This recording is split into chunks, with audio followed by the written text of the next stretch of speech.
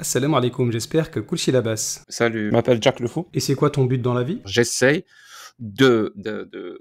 d'augmenter le nombre d'athées dans le monde. Bah, pourquoi faire? Je pense vraiment, moi, que l'idée même de croire en Dieu est néfaste pour la société. Jacques Le Fou a été interviewé par le précepteur et dedans, il a évoqué le débat que j'ai eu face à lui. J'ai eu un débat avec un tenant de cette religion de l'islam sunnite et j'ai débattu pendant presque 6 heures à peu près.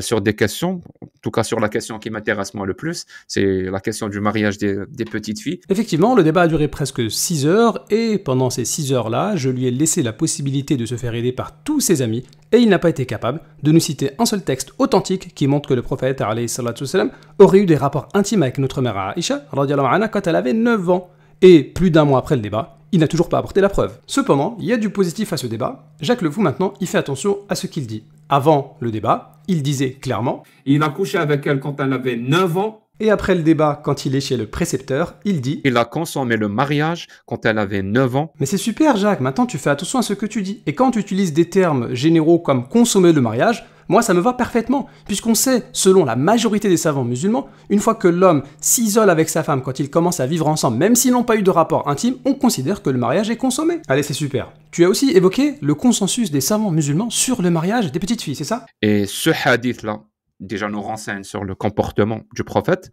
Et en plus de ça, il est utilisé, comme j'ai dit tout à l'heure, sur la troisième source de la charia, donc le consensus, pour légitimer que ce genre de mariage est halal, donc licite. Malheureusement, Jacques Le Fou continue toujours ses désinformations. Les savants musulmans, lorsqu'ils parlent de mariage, ils visent par là la promesse de mariage. C'est-à-dire qu'il y a une promesse de mariage et la consommation du mariage ne vient que bien plus tard, des années après cette promesse de mariage. Donc, première désinformation, il ne fait pas la différence entre le mariage et promesse de mariage. Deuxième désinformation de Jack, étant donné que les femmes sont différentes, les époques sont différentes, les lieux sont différents, c'est pourquoi la majorité des savants musulmans disent que les 9 ans de Aïcha ne sont pas répétés sur les autres femmes. Donc non, le mariage de Aïcha, ce n'est pas quelque chose qui doit être reproduit à 100%, selon la majorité des savants musulmans sunnites. Donc Jacques Le Fou est soit un ignorant, soit un menteur. Et nous avons prouvé qu'il avait falsifié la traduction des savants musulmans qui disaient que 9 ans n'implique pas le moment de la consommation du mariage. Il était obligé de falsifier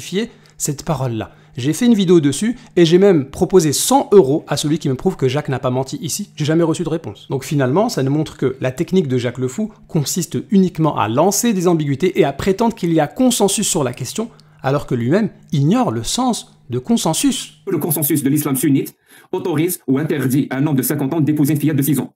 Bah déjà, il y a le consensus, comment toi tu le présentes. Je crois que tu sais pas c'est quoi le consensus. Tu sais c'est quoi l'ijma'? C'est quoi l'ijma'?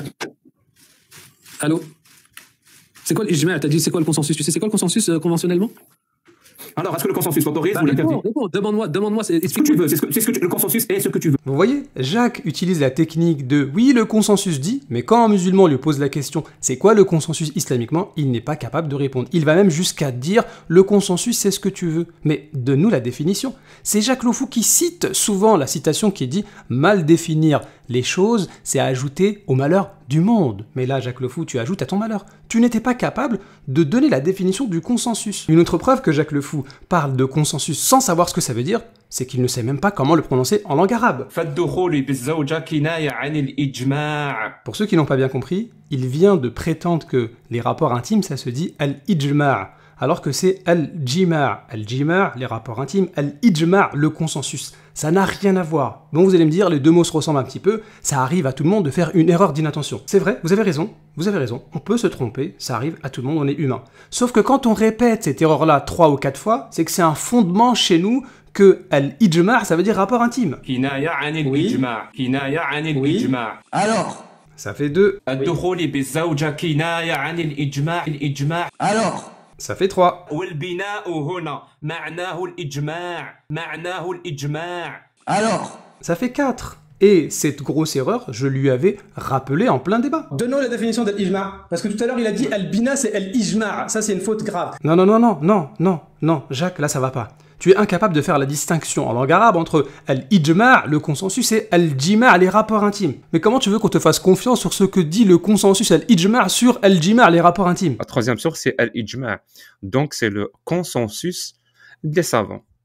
Et le consensus des savants, Ça, je sais pas comment ils font, mais un jour ils décident que sur cette question-là, il y a un consensus. Voilà, alors le consensus des savants, selon Jacques Le Fou, c'est voilà, que tout d'un coup, tout goudou, voilà, c'est bon, consensus. Alors bien évidemment, le précepteur, comme il n'a pas eu le temps de cerner le personnage de Jacques Le Fou, eh ben, il pense qu'il maîtrise le sujet. Quand on t'entend t'exprimer, on sent qu'il y a une maîtrise nourrie de ton expérience. Mais c'est vrai que le précepteur, juste après, il prend quand même ses précautions en disant... Et j'imagine aussi de connaissances peut-être dans les textes. Hein. Et oui, très bonne perception, effectivement. Jacques Le Fou, comme je l'ai démontré dans plusieurs vidéos, c'est quelqu'un qui est dans le peut-être. Il va citer un texte d'un savant musulman sunnite, et juste après, il va pas citer la ligne d'après qui va complètement le réfuter et le contredire. Puisque Jacques Le Fou, son but, c'est juste de choquer les gens. J'essaye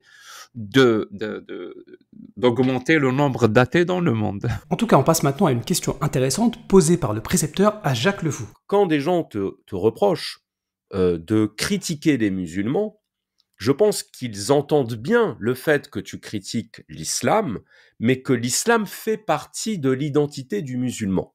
Qu'est-ce que tu leur réponds ? Ah bah oui, c'est vrai, ça, bonne question. Pourquoi vous faites tout le temps des lives sur l'islam ? Vous êtes sortis de l'islam pour mieux y rentrer et parler d'islam toute la journée, vous embêtez les musulmans. Et vous parlez d'islam plus que les musulmans eux-mêmes. Je ne parle jamais des musulmans. Ah bah oui, où est-ce que vous avez vu ça ? Là, on va rentrer dans la logique, hein, parce que là, les musulmans, bouchez-vous les oreilles, parce que, voilà, ça ne vous concerne pas. Oui, c'était plus rapide de dire que les musulmans sont bêtes, hein, et puis dire qu'on parle pas des musulmans alors que tous les jours on fait des lives sur les musulmans, mais non, on parle pas de musulmans. On critique l'islam, oui, mais à travers qui ? À travers les musulmans. Et donc quand le précepteur lui a dit que votre manière de critiquer l'islam peut heurter les musulmans, sa réponse a été de dire « mais on a le droit de critiquer tout le monde ». Si ton argument ici, il est juste, il est valable, donc on peut l'appliquer partout ou pas ? Et là, le bas blesse. Parce que les gens qui utilisent cet argument ne vont jamais l'appliquer partout. Ne vont jamais l'appliquer partout. C'est-à-dire, tout le monde critique toutes les idées. On fait ça tout le temps. D'ailleurs, rien qu'avec leurs questions, est-ce que moi je heurte la sensibilité? Est-ce que je touche est-ce que ça vaut le coup de heurter la sensibilité des musulmans? Rien qu'avec leurs questions, ils sont en train de critiquer une idée à laquelle moi je crois. Et donc, moi aussi j'ai une sensibilité. Tu vois, donc ils l'appliquent pas partout. Mais justement, Jacques Le Fou, tu viens de tomber dans ton propre piège. Ne critique pas l'islam, critique tout le monde. Prenons l'exemple le plus cité par Jacques Le Fou, le mariage des petites filles. Est-ce que le mariage des petites filles, c'est un problème pour les musulmans aujourd'hui en Europe ? Absolument pas. Citez-moi un musulman qui veut se marier avec une petite fille de 9 ans. Si l'intention de Jacques Le Fou est de protéger les petites filles, et non pas de heurter la sensibilité des musulmans, pourquoi il nous parle du mariage des petites filles alors que ce problème n'existe ni en France, ni en Algérie, son pays d'origine, ni au Canada, le pays dans lequel il vit actuellement. Donc restons dans la réalité qui nous concerne. Et si Jacques Le Fou veut nous parler de ce qui se passe dans certains pays bien loin, eh bien on va lui dire écoute, ça ne nous concerne pas. On est en France ou en Algérie ou au Canada. Mais il va nous dire oui mais vos savants ont parlé de ça. Mais attends, tu sais que le mariage des petites filles, ça existait partout. Et ça existe aussi chez les rabbins. Pourquoi tu ne parles pas de ça ? Pourquoi tu vises systématiquement les musulmans ? Regarde, on va te montrer un peu ce que disent les rabbins sur le mariage des petites filles. Regarde, Rashi, le plus grand commentateur de la Torah, te dit que Isaac s'est marié avec Rebecca quand elle avait 3 ans. Et en plus, Rashi, c'était un savant français. Mais pourquoi tu nous parles jamais de ça ? Regarde, t'as un rabbin qui nous dit que oui, Rebecca avait bien 3 ans, mais 3 ans avant, c'est pas comme 3 ans maintenant. Et pourquoi tu nous parles jamais de ça ? Regarde, t'as des rabbins qui te disent que l'âge du mariage de la petite fille, c'est au moment de la bat mitzvah, c'est-à-dire 12 ans. Mais pourquoi tu ne parles jamais de ça ? Et t'as d'autres rabbins qui te disent qu'en fait, non, il n'y a pas d'âge minimum pour le mariage de la femme. Mais pourquoi tu ne parles jamais de ça ? Et peut-être que tu vas nous dire, oui, mais regarde, dans certains pays musulmans, il y a des jeunes filles qui se font marier de force, etc. Mais regarde par exemple aussi, en Israël, il y a des filles qui sont mariées de force, 14 ans, 13 ans. Mais pourquoi tu ne parles jamais de ça ? Attends, mais je comprends pas. Ton but, c'est de défendre les petites filles, c'est pas d'attaquer les musulmans et de parler que des textes des musulmans. Et ça sert à rien de nous dire que tu parles de l'islam puisque c'est ce que tu maîtrises, on a vu que tu ne maîtrisais rien du tout. Et les faits sont là, tu peux vérifier ce qu'il y a dans la Torah, dans le Talmud et ce qui se passe dans certains pays. Mais pourquoi tu ne parles pas de ça si tu es vraiment pour la protection des petites filles ? Donc Jacques Le Fou, t'es bien gentil, tu lui dis que tu critiques l'islam puisque c'est ce que tu maîtrises. On a vu que tu ne maîtrisais rien du tout. Par contre, j'ai bien aimé quand tu as dit qu'il fallait tout critiquer. Et ben alors, fais-le. Alors